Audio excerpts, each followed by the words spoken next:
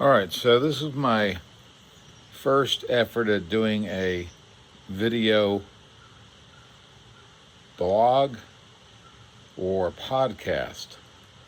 And what I'm going to do is I'm going to just speak my mind on a couple of subjects. I'm going to record it. I'm going to put up some nice pictures. I hope you'll like the pictures, if not the ideas expressed here. And I'm just going to talk for a while. So my best friend Alice and well, I say that best friend, but she's really been such a great friend over 50 years now, being the wife and companion of my best friend Dave. And basically, Dave and I grew up together. Then when we went off to college, Dave dated a young lady who turned out to be the love of his life.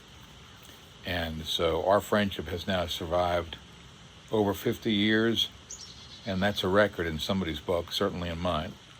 Anyway, we share a lot of thoughts and ideas, and she's a very energetic individual and just a dear person in many ways. Okay, are you listening, Alice? Anyway, bottom line was it's her idea to do a blog. Not a blog, a podcast. So I'm experimenting. Anyway, what's on my mind? Well, what's on our mind? We just had an election. And many of us are heartbroken and disillusioned. What the heck happened? In fact, a minister friend of mine titled his response letter something to that effect, using stronger words. What the heck happened to America? Well, here's my answer. And whether it's right or wrong almost doesn't matter at all. It's just what I'm thinking. But my answer in a nutshell is human nature. That's what happened. Human nature. So let's start with this. How many of us out there believe in science? Okay, a lot of hands went up. And how many of us believe in evolution? Well, more hands went up. How many of us believe in democracy? Well, again, maybe everybody's hand went up. Who knows? But the irony to me, and why I'm taking time to spout this off, is because I believe that in some level, science, evolution, and democracy are kind of juxtaposed and kind of embattled with each other. I don't know that democracy is really part of the evolutionary chain. And people might not like to hear that, and I'm not sure if that's at all true, but that's what I'm thinking about out loud. And that's why I'm saying human nature won this election. Yes, Trump was outspoken in many ways. He was, inflammatory in many ways. He was insulting in many ways to many people. But was he, on some level, expressing a visceral truth? Is democracy, is the idea that we should give up our particular desire, needs, and wants to the will of the people or other people, is that a natural thing? And even if we say, okay, yes, it's a natural thing, then what did we just have? We just had an election where the popular vote was to elect Trump. So like it or not, this is what happened in America. This was our choice. As somebody said, this is now who we are. Now, it's a broad brush, and just because Trump is now our visual and vocal image, it doesn't mean that therefore we are just like him. In fact, I read some headline where most people don't like him. But why did they elect him? Well, I'm going to say it this way. Because of the economy. Because he bragged about his influence on the economy. His pitch basically was, and is, we are now going to enter the golden age of America. And he is saying that everybody's going to get rich. Everybody's going to get rich. Now, the anti-Trump people will say, well, he's favoring the rich people over the regular people. And I'm sure that's very true. But how many regular people are creating more wealth in this country? Not me.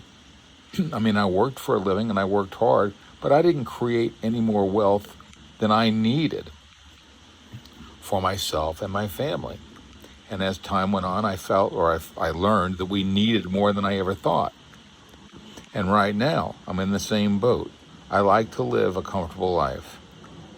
And there was a time in my social work mental state where I thought, oh, I'm going to give up everything. I'm going to live amongst the poor. I'm going to be a true advocate. And in many ways, that's pure nonsense. Because if I was among the poor, then that's all I would be. And Shaquille O'Neal had a great quote when he was being interviewed by Sergeant Phil, by Dr. Phil. And he said, my daddy told me if I wanted to help the poor, the best way to help the poor was not to be one of them. Well, stop and think about that a minute. That's extremely true. The best way to help the poor is not to be one of them. And this is going to be a difficult podcast because we're going to have a lot of sound effects going on, including my beautiful little puppy dog. Now, do dogs speak their own language? And is he hearing a cry for help out there or a cry for excitement? I don't know. Anyway, it's a cry. And now little Zeke, who seems to be pretty far removed from his wolf cousins, is starting to howl. All right, so back to my train of thought, of which there is none. My issue, I guess, is with idealism. My mom was an idealist, and I inherited that sense of being. I want everybody to be happy. I don't want anybody to suffer any pain, emotional, physical, financial, or otherwise. I empathize with people, or at least I think I do. And I think at times I over-empathize. And I think that's what's happening here. I think what's happening here is that people, and for the sake of argument, we'll call them liberals, feel like they're advocating for the little man, for the little guy, for the least among us, as Jesus said. However you treat the least of these is how you're treating me. I love Jesus, I love his teachings, and I'll just make a few quotes here and there, but if I wanted to help the poor, which I honestly did, I had to end up basically making a living doing it. So right away, I was separated from the very poor. I would go out, make home visits, talk to them about their problems, give them some advice, sometimes go through a process to take their children away, a very painful process, and a process or a result that didn't necessarily help anybody or anything. In the most dire circumstances, if a child is actually in threat of harm of being killed, then absolutely, separation is probably the only thing you can do. But other than that, what I witnessed was that these children were just heartbroken, and the parents were heartbroken. And then I would impose my will on them. I would impose my value system on them, and use the court structure to impose that treatment plan on the family. And theoretically, they would follow it. And then at some point, we would return the children. Okay, that's another little tangent. But 30 years devoted to that effort, and I'm not sure if I really helped anybody. Those were my intentions.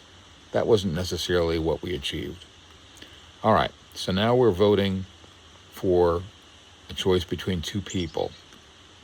And one of them is a black Asian female, and one of them is a white, red-haired, white supremacist male. And we chose him. We chose him. So if you answered that question in the beginning, do you believe in democracy? Well, if you believe in democracy, then the democratic process just elected President Trump. Had nothing to do with the Electoral College overcoming the popular vote. Nothing. We simply raised our hands and elected President Trump. Now, is he going to take us into the golden age? My opinion, or my way, is to say, let's wait and see. I certainly want him to succeed. Why would I not want Trump to succeed now that he's the president again? I certainly want him to succeed, and I hope he does. I hope it's not the end of democracy. I hope we have another election in 4 years, and then we see what happens again. But, this is what we did. We nominated and we elected President Trump. And if there's any honesty attached to him, it was his flagrant disrespect and disregard for what we otherwise consider decency and the truth. Just a flagrant disregard. Time and time again, the headline would say, he doubled down. He's doubling down on his position. Well, apparently that paid off. So that's my first little blog note, or my little episode in thought. And why did we elect President Trump, or how did this happen? Human nature.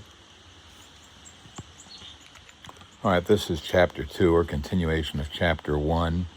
The two references I wanted to make in regard to my thought process here were two books I've read over the last couple years.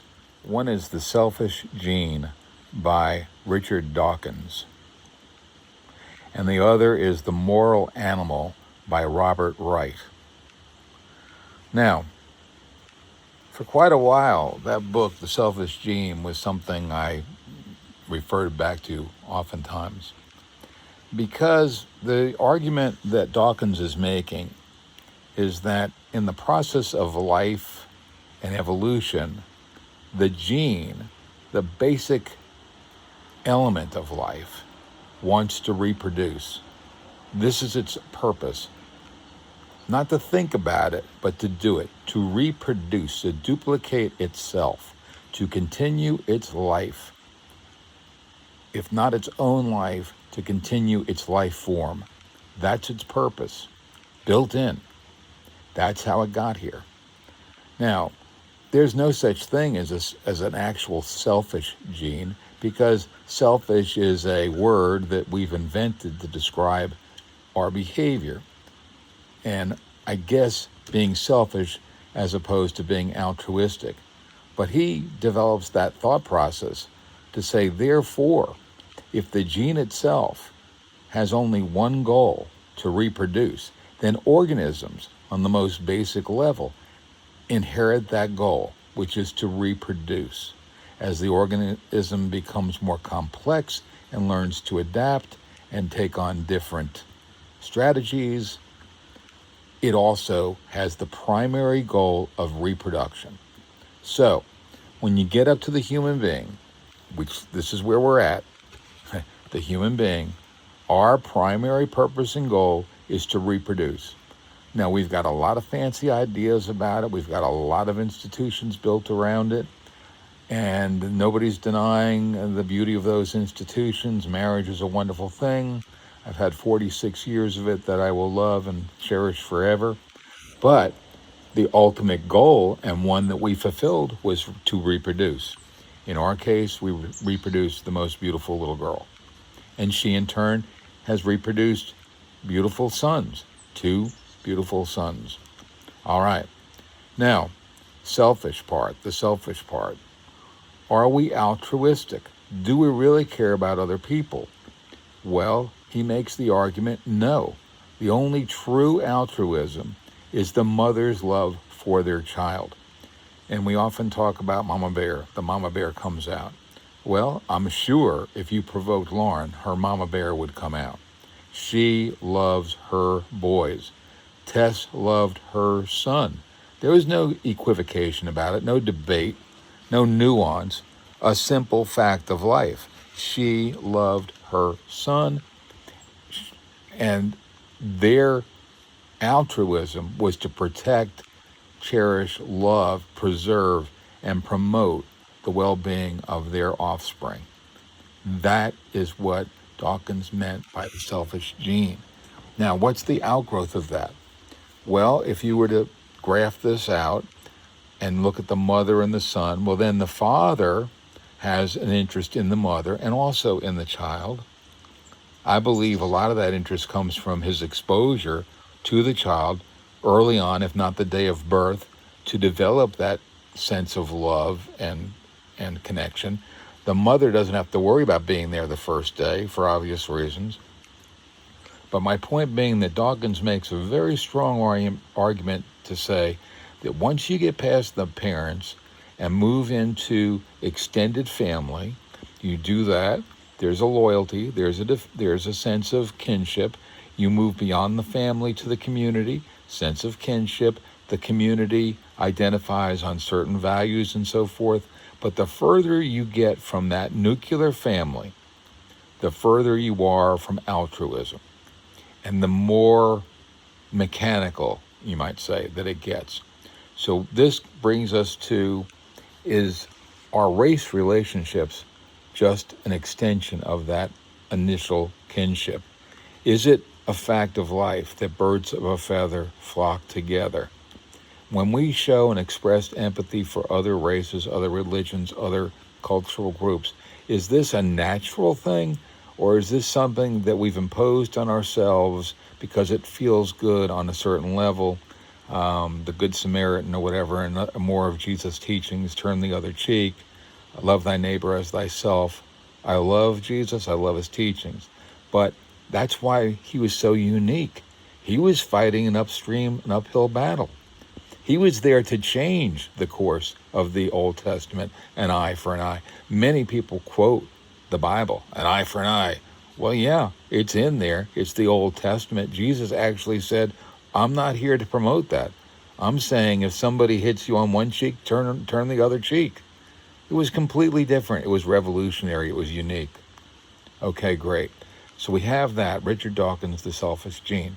Then you get into Robert Wright, The Moral Animal.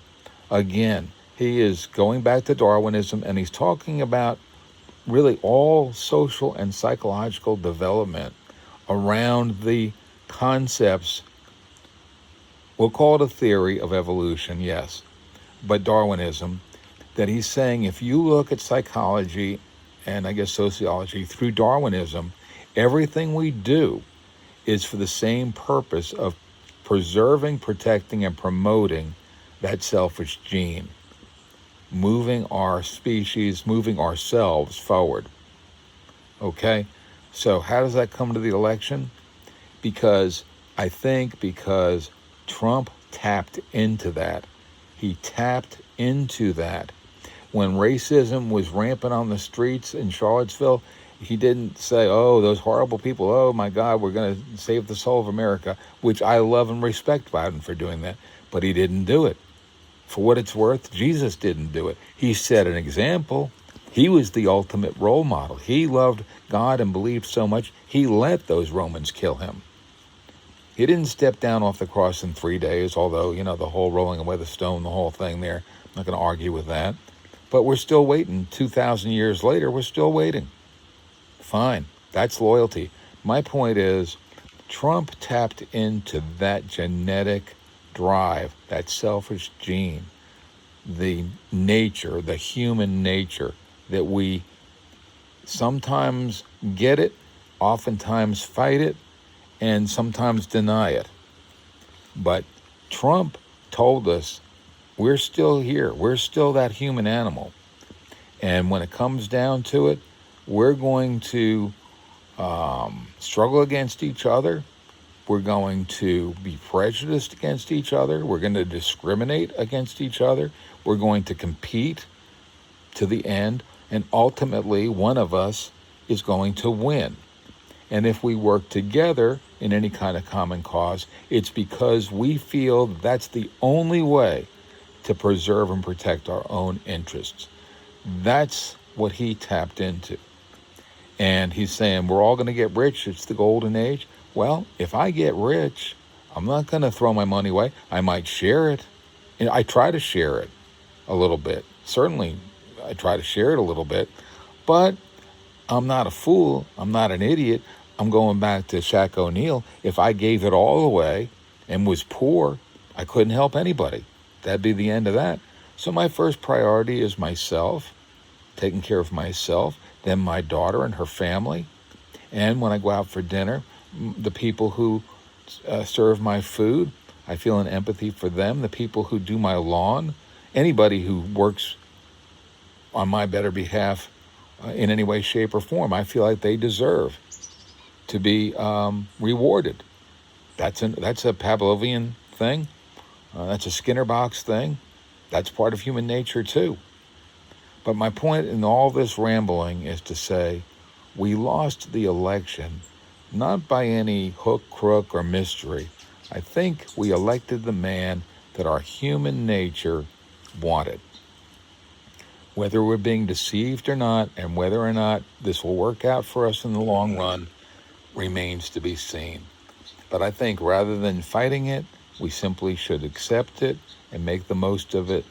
And as I said to somebody the other day, I count my blessings and then I stop there. And speaking of which, I'm going to stop here now. Thank you for listening.